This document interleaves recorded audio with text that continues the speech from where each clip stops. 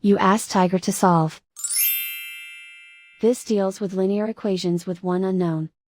The final result is y equals 48/49. Let's solve it step by step. Simplify the expression. Group the coefficients.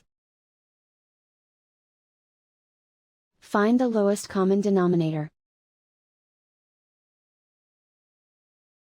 Multiply the denominators.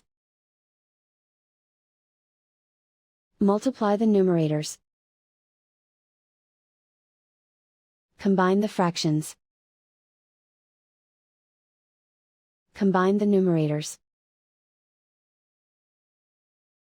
Isolate the y. Multiply both sides by inverse fraction 12/7.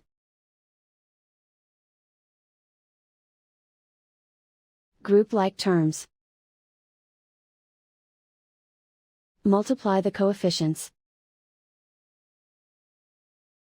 Simplify the fraction.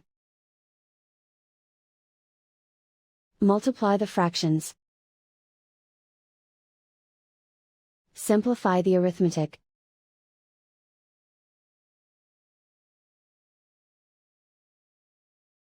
And so the final result is y equals 48/49.